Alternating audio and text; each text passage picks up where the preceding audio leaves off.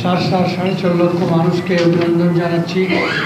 তাদের বিজয় হয়েছে, অনেক সন্ত্রাস, অনেক ষড়যন্ত্র মোকাবেলা করেই তারা বিজয় লাভ করেছে। আমি আপনাদের সহযোগিতা চাই। আমার শার্শায় সেখানে 1 নম্বর ডি ইউনিয়নে 4 জন আহত হয়েছে, 2 নম্বর লক্ষণপুর ইউনিয়নে 10 জন আহত হয়েছে, 3 নম্বর বাহাদুরপুর ইউনিয়নে 2 জন আহত হয়েছে, 7 নম্বর আপনার কায়বা ইউনিয়নে 2 জন আহত হয়েছে, 8 নম্বর বাগাসা ইউনিয়নে 2 জন আহত হয়েছে, 9 নম্বর হুলাস ইউনিয়নে 3 জন আহত হয়েছে, 11 নম্বর নিজামপুর ইউনিয়নে 3 জন আহত হয়েছে। আর এছাড়া আমাদের লক্ষণপুর ইউনিয়নে 1.5 শতাধিক ভাই তারা ইউনিয়নের বাইরে এখন অবস্থান করছে। আমি তাদের নেতৃবৃন্দের কাছে জিজ্ঞেস করলাম যে এরকম হচ্ছে, বলে একটু মনে ব্যথা, তো একটু সহ্য করেন, এর ধরনের কথা। এইগুলো গণতন্ত্রের জন্য সহায়ক নয়। আমার এই তথ্যগুলো আপনাদের অনেক বেশি জানা। আমি আশা করি জনগণ এই অবস্থা থেকে মুক্তি পাবে। আমরা কয়েকজনকে এখানে নিয়ে এসেছি, তাদের কাছ থেকে যদি আপনারা শুনতে চান, যদি আপনাদের সময় থাকে আপনারা শুনতে পারেন। আমরা অনেককে আনতে পারতাম, কিন্তু একজন বোনকে নিয়ে এসেছি, শুধু তার ঘটনাটা বলবো যে ওনার রাত্রে 1:40-এ ওনার বাড়িতে চাইনিজ কুড়াল, তারপরে রড, এগুলো নিয়ে আক্রমণ করে। যখন উনি ঠেকাতে যান, ওই মায়ের যদি দেখেন তার শরীরে ক্ষত বিক্ষত এবং ওনার মাথায় আঘাত লাগে। ওনার কোনো অপরাধ ছিল না, একটাই অপরাধ ছিল যে উনি এখানে দাঁড়িপাল্লায় ভোট দিয়েছেন। উনি যে খুব একেবারে আমাদের অ্যাক্টিভ কর্মী তাও কিন্তু না।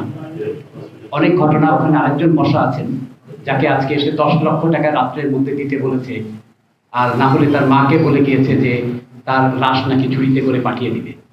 তা এখানে এই দুজনকে শুধু আমরা এনেছি, আরো কয়েকজন বোন মনে হয় আসছেন যাদেরকে ফিজিক্যালি নির্যাতন করা হয়েছে। হাসপাতালে চিকিৎসাধীন আছেন, ছুরিকাহত আমাদের একজন কর্মী। আরো অনেকে আছেন, তারা কেস করতে ভয় পাচ্ছেন, কারণ তাদেরকে হুমকি দেওয়া হচ্ছে যদি কেস করা হয় তাহলে তাদের জীবনের উপর হামলা আসবে। আর প্রিজাইডিং অফিসারের কথাটা আসছে, এ ব্যাপারে আমাদের শ্রদ্ধেয় মাননীয় ডিসি সাহেবের সাথে আমারও কথা হয়েছে একটু আগে। উনি কেস করেছেন অলরেডি যে প্রিজাইডিং অফিসারকে এখানে পোলিং সেন্টারে যে তাকে বিএনপির লোকজন তাকে মারধর করেছে। 5টি আসনের বিভিন্ন এলাকার আমাদের কর্মীদের উপর যে নির্যাতন করা হয়েছে, যে ভাঙচুর করা হয়েছে, সেগুলো উনি তুলে ধরেছেন। আমি যেহেতু যশোর 3 আসনের প্রার্থী ছিলাম, আমার নির্বাচনী এলাকায় একই ঘটনা ঘটেছে। আমি সেইগুলো আর বলে পুনরাবৃত্তি করতে চাই না। যশোরবাসী, যশোর 3 আসনের ভোটাররা ভুল করে নাই। এই ভোটাররা পরাজিত হয় নাই, তারা দাঁড়িপাল্লা মার্কায় ভোট দিয়েছে। দাঁড়িপাল্লা মার্কার প্রার্থী আব্দুল কাদের পরাজিত হয় নাই, পরাজিত হয়েছে আজকে যশোরবাসী। কিছু ঘটনা আছে যেটা আমি পড়ে শোনাচ্ছি। আমাদের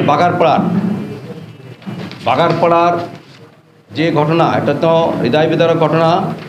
আমাদের জোহরপুর ইউনিয়নের প্রখ্যাত আলেম মৌলানা আইব হোসেন ও তার ছেলে তালা শাহরিয়ারকে ভোটের দিন প্রচুর মারধর করা হয় এবং তাদেরকে আহত করা হয়েছে। বিএনপির কর্মী হাশেম আলী বিশ্বাস ও তার 2 ছেলে এই কাজের সাথে জড়িত। বন্দবিলা ইউনিয়নের প্রেমছড়ায় মহাসিন পিতা সাব্বির জামাত ইসলামের কর্মী, তাদেরকে পিটিয়েছে বিএনপি নেতা শামীমের নেতৃত্বে তার সন্ত্রাসী বাহিনী। এরপর আমাদের নারকেলবাড়িয়া ইউনিয়নের দরামপুর গ্রাম, যেখানে অব্যাহতভাবে এখনও সন্ত্রাসী কার্যক্রম অব্যাহত আছে এবং এটা নির্বাচনের 7 দিন আগের থেকেই চলছে। বিশেষ করে বিএনপির নেতা মশিয়ার এবং তার সন্ত্রাসী বাহিনী, তাদের নেতৃত্বেই সেখানে আজকে সকালে জামাত ইসলামের কর্মী ইবাদুল পিতা মুমতাজ মোল্লা, মনির পিতা মুমতাজ মোল্লা, বাবু পিতা মনির, তুহিন পিতা মনির এবং মুমতাজ মোল্লা সকলে দরামপুর দক্ষিণপাড়ার বাসিন্দা। এদেরকে আমাদের ওখানে আমাদের মশিয়ারের যে বাহিনী আছে হাসান এবং কবির, এদের নেতৃত্বে সেখানে হামলা করা হয়েছে, বাড়িঘর ভাঙচুর করা হয়েছে এবং একজনের হাত ভেঙে গেছে। শ্যামপুর, চালুয়াটি, ছাপা, নরসিংহনগর, হরিয়ানগর সহ 8-9টি ইউনিয়নের মধ্যে হুমকি মারপিট শুরু হয়েছে। আজকে সকালবেলায় ফকিরা শ্যামপুর ইউনিয়নে জানেন, সেখানে তারা ভোট কেন দাঁড়িপাল্লায় দিয়েছে। এখন যে তারা চায়ের মধ্যে ধরে তাদেরকে বিদ্যুৎ প্রহার করেছে। তদ্রূপ এই আমাদের সুন্দরপুর বাজারে সকালে এসে বলেছে, তোরা পাশ করে কি করবি, আমরা তো রাষ্ট্রবাদী যাচ্ছি। এই কথা বলি 5-6 জনকে মারধর করেছে এবং একজনের জমি দখল করেছে মুর্শিদাবাদ নিয়ে, তার পুরো জমি কে ঠেকায় জমি আমরা দখল করে দিলাম, তুই জামাত ইসলাম করিস। এই গতকাল ভোটের দিনও কয়েক জায়গায় তারা একজনকে শুধু ভোট দেওয়ার অপরাধে একজন বৃদ্ধ মানুষ খাওয়া ধরে সে যখন এসে পড়তেছে।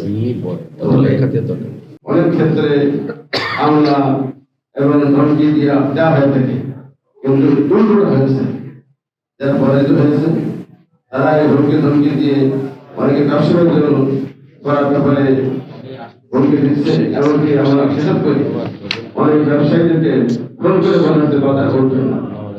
আরো একটা কথা আছে, সরকার যা বলা হলো, আমরা আশা করি আপনাদের এখনই মধ্যে প্রকাশ করলে এবং সংশ্লিষ্ট কর্তৃপক্ষের দৃষ্টিতে সবকিছু আসলে তারা দ্রুত পদক্ষেপ করলে ইনশাআল্লাহ এই জাতীয় পরিস্থিতি শান্ত হবে।